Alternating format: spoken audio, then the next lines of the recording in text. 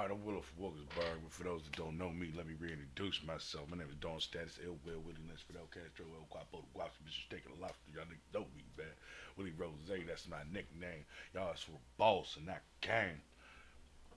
Boom, we want to recap the Explosive Energy Club, Shay, with Katt Williams. We will recap with the recappers, you know what I mean? So we will sit on here and see what's going on and, let that happen like that.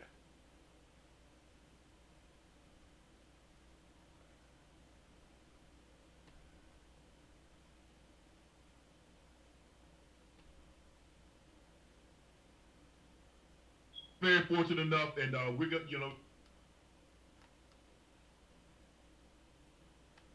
we're trying to get a sense of how many people, because the video page since Right. 2020, since 2020. Right. That's 4 years ago. No Uh-huh. post. Uh-huh. Yeah. Nobody, nobody else. I mean, the whole point is it's almost like barbershop talk. Being able to sit down with you. Listen, I sat down with you and we talked.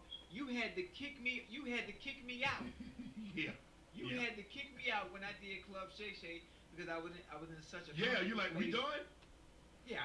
Nah, I I was want ready to. to go. Okay, Now That's I so can straight, talk. yeah. Ocho. I had you on.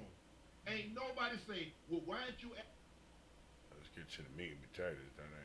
There is a moment in the trailer in which Goo Gum, whatever who that is, y'all, we're gonna have it up on the thing. They really love you. I know she's talking about Cat. Mark your calendar, world. This is a special one. Yeah. Do we? We're gonna show. We're gonna show. Right now. We're about to show you what Cat had to say. Mm-hmm. I mean, excuse me, what Kevin had to say. Excuse me.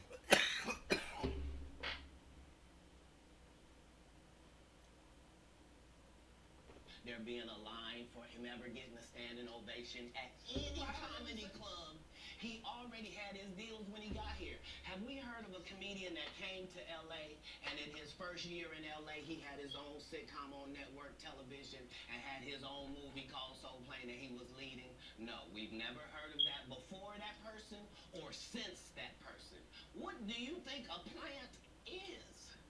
Maybe people don't understand the definitions of these words.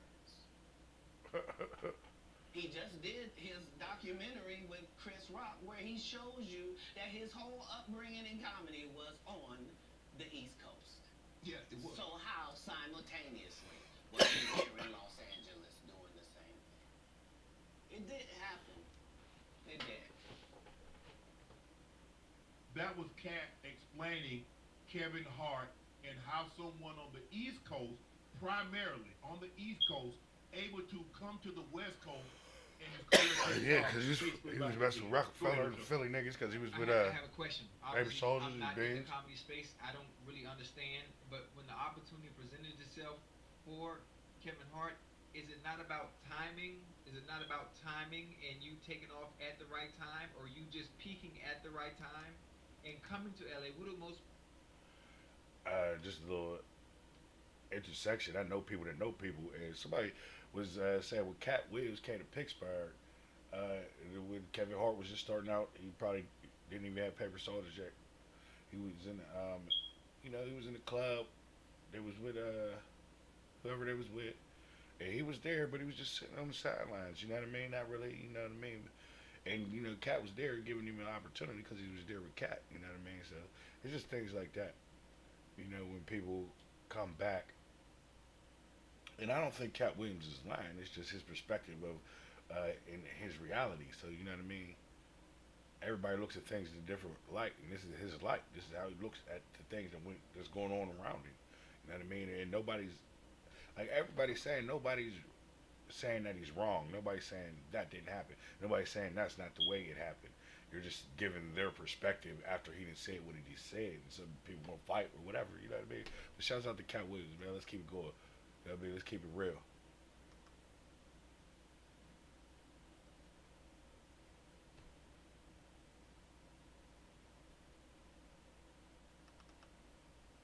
Oh no.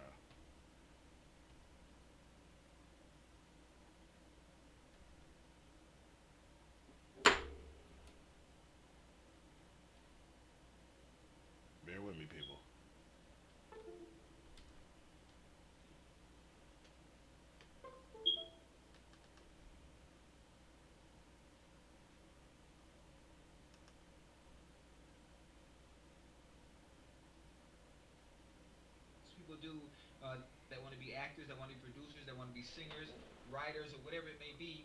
They normally get to the West Coast to reach that pinnacle of whatever that dream is they're Right. trying to do. You think maybe that might have been the case? The fact that you had to leave the East Coast in Philadelphia and get to LA to I reach do. the I stratosphere think where you want to head to? I'm just asking. I don't know because that's really not my field. Ocho, they sold out your cigars. What? Yeah, they sold them out. Hey, I appreciate y'all. They crashed the site. They They started did? ordering something. They crashed the site. Yeah. I appreciate y'all. They say Doug is working on it. Yeah.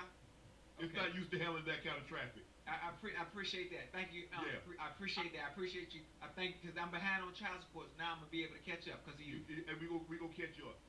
I think the thing is what Katt is saying, Yes, sir. that the opportunity that he passed on was because he wasn't willing to compromise his integrity.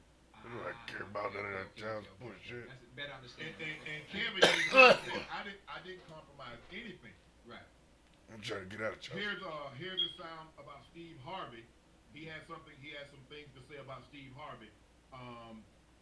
We got that sound right. We're about to play the sound. Let's go to the sound bite. Okay. The same Steve that went to go watch Mark Curry do his whole sitcom and then stole everything Mark Curry had. Now Steve got a sitcom where he the principal and he wear a suit and then he gets this high top fade, making all black men think he got the best lineup in the business, and it's a man unit.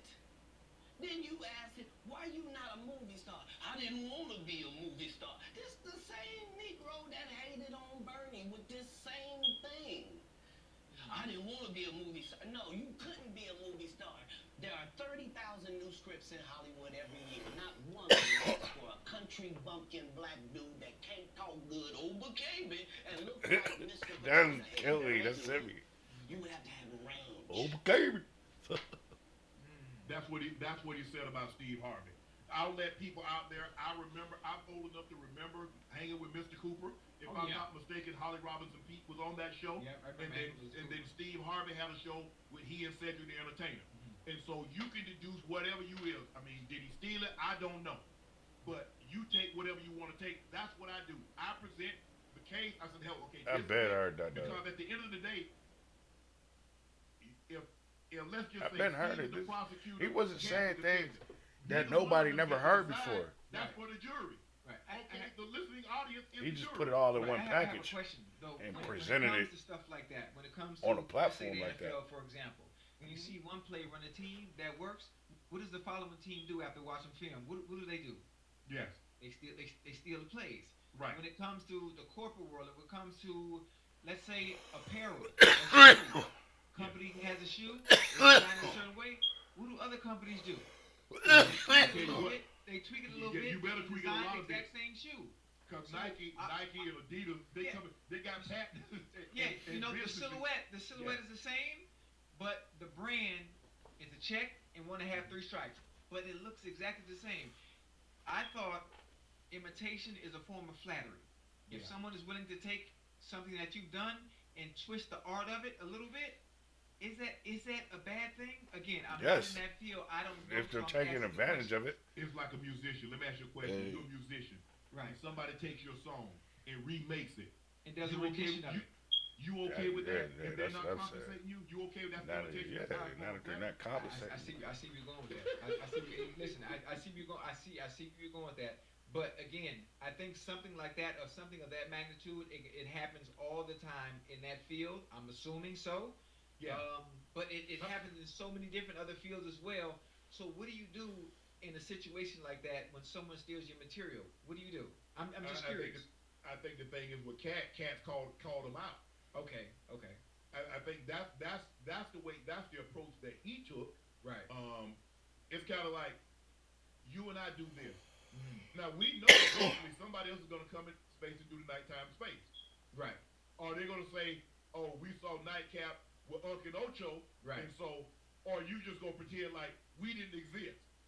It just goes about your business. Oh yeah, this is such and such, and we go blah blah blah. Oh, so you're not gonna give Ocho and I no Right. credit? Yeah, but this is the thing. This is what you have to understand. The dynamic and the chemistry that we have and who we are individually as people, it doesn't matter who comes and tries to do anything predicated to doing at night. There's only one Uncle Ocho. There's only one nightcap. I mean, Right. you can duplicate it, you can replicate it, but there's only one us. So it would never be the same. It would I never know. be the same. And there's no disrespect to anyone that wants to do anything of that magnitude. But I'm just saying you're not going to be able to do like listen. It's only one Shannon Sharp that played for the Denver Broncos and Baltimore Ravens. There will never be another 85 that played. That's good. A lot of these. I mean, I ain't knocking it. Status CT, we in the building. You know what I mean? Get familiar. Merch coming soon. But I ain't here for all of that. I'm trying to get to meet Teddy. We talk about Katt, not y'all. But y'all talking, so it is what it is.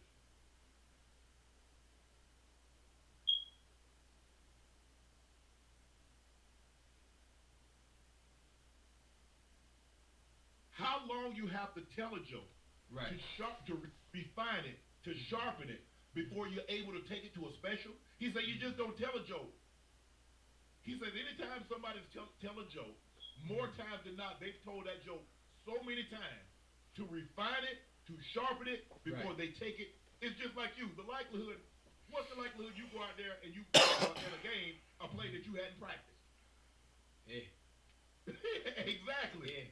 And the plays that the coaches feel the most satisfied about during the course of the week, those are the plays that normally go in the game plan and what you Right. see on Sunday. Right. So I Go ahead. that really fuck when it come to us, man. When it come to us, listen to me. It's only so many comedians.